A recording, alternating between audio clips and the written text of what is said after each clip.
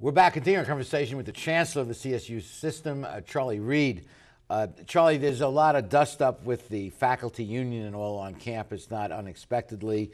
The CFA is sending out mailers. They're saying enough is enough. November is action month and all.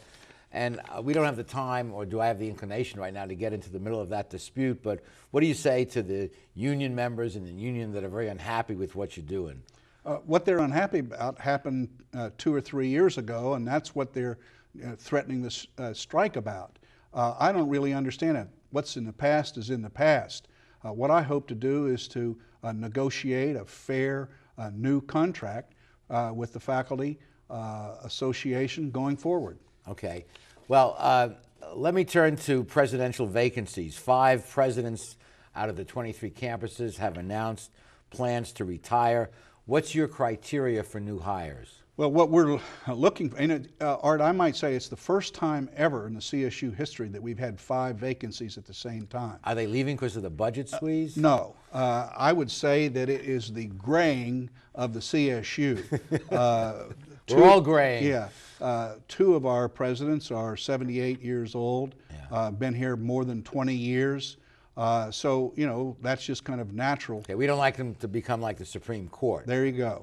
But, you know, you're asking, what are we looking for? We are looking for men and women that have vision, have a lot of energy, that can guide these institutions, can be a part of the new normal, which is living with less and doing more.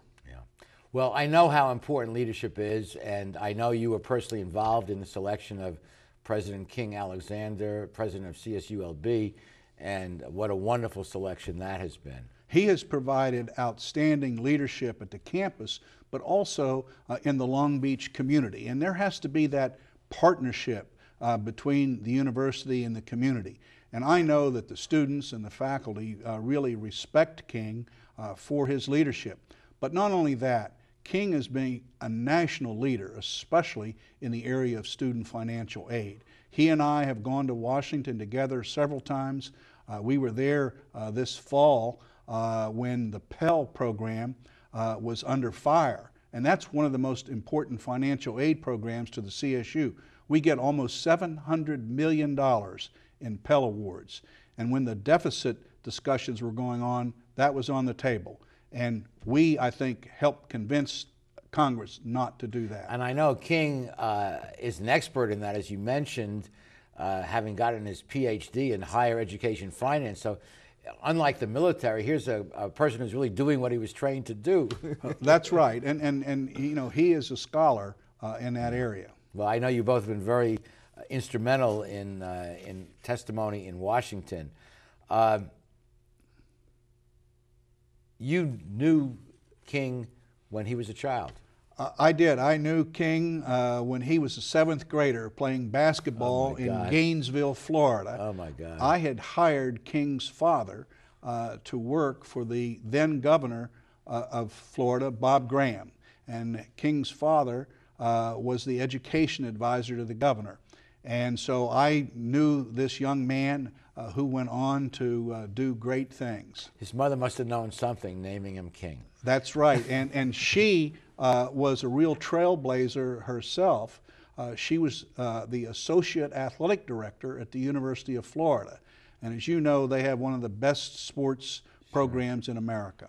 And you were chief of staff of the governor. I was the chief of staff to Bob Graham for about 8 years. He went off and got elected to the United States Senate, and I became chancellor of the Florida University system. And you were chancellor there for 13 years. I was. And then you took this job. I have been chancellor in California now almost 13 years. Well, Florida's loss has been our gain. What can I say? I appreciate that, and I do enjoy what we do because it's very important. You know, the one thing about the California State University that we all need to be proud of are our students and how we have served the students of color from the underserved communities of California. And none more so than Long Beach State. We have one of the most diverse campuses in America. That's right here. You know, all of our campuses are very diverse. Wonderful. Okay, we'll be continuing our conversation after these messages.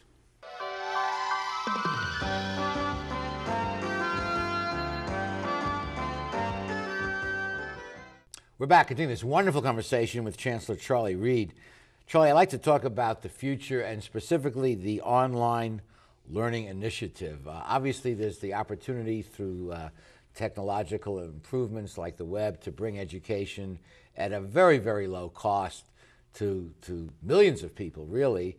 And it just seems to me with these budget cuts and all, which are probably going to continue, that the low-cost solution is web-based learning. And I know there are concerns about it. It's not the same as having a faculty member in the classroom, but still the efficiencies seem to me to be so compelling that it almost has an air of inevitability. It's important for the CSU to be able to provide online education to people in California.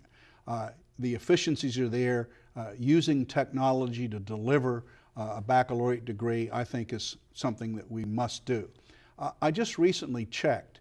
The Western Governors Association and Arizona State both have online programs. Guess what? They have more students in California than they do any place else in the country, even their own state of Arizona. So we are going to be exploring. I have several presidents and provosts and faculty and students taking a look about how should we in the CSU approach this. There are, as you said, thousands and thousands of people, especially we know that people 30, 35 to 45 years old. Like me. Yeah, many women want to come back and get a baccalaureate degree. They don't necessarily want to enter the work, but they want to complete the degree for their family. And so we want to make that available for them all over California. So that'll be the first target audience for your online learning initiative. That will be the first target But audience. eventually, will a student who's 20 years old be able to get a CSU degree online? Yes, and you know what we see is exactly what you said about efficiency. Students that are registered on campus will be able to take an online course, so they won't have to come to the campus 4 or 5 days of the week. They might come 3 days of the week, but that's going to free up seats for us to bring other students and give other students an opportunity to do this. So it'll be kind of what I'm going to call a mixed methodology. Some face-to-face with faculty, some online, some with the use of technology.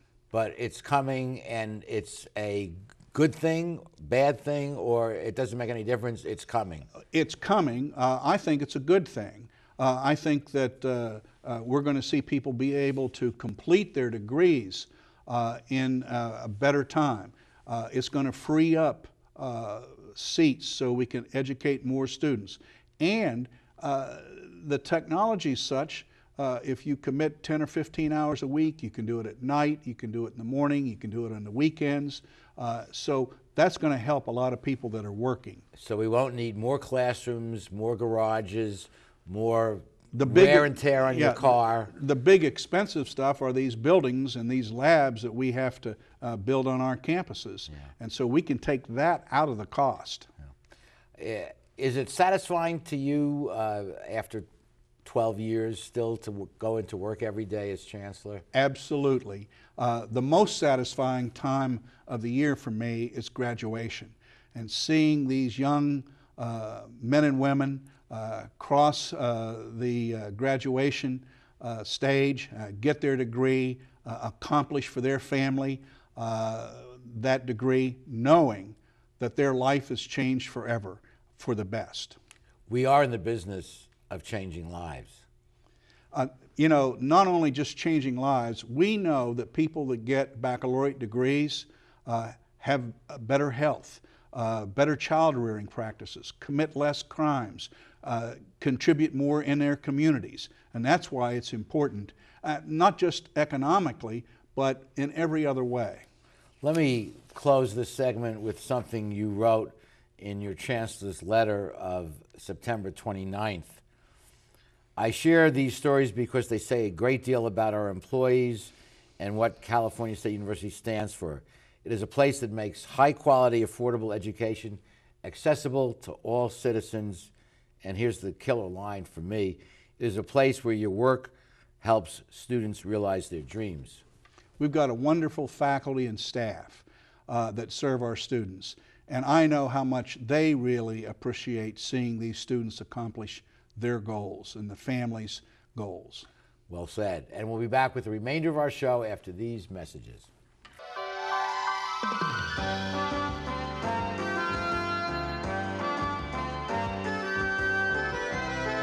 Welcome to McKenna's on the Bay, where fine dining is complemented with a breathtaking view.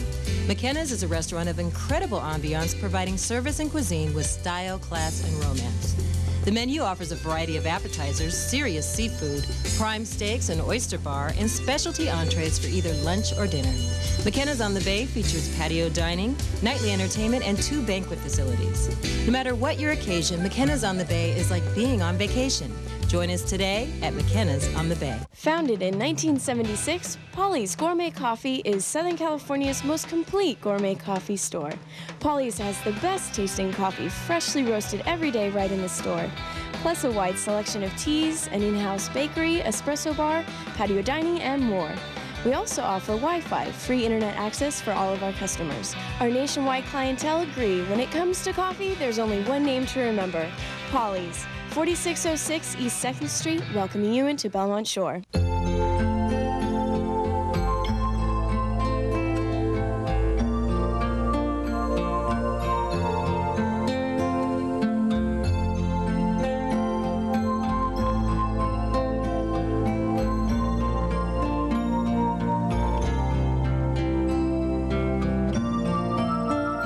Take care of those who are closest to you, from our family to yours.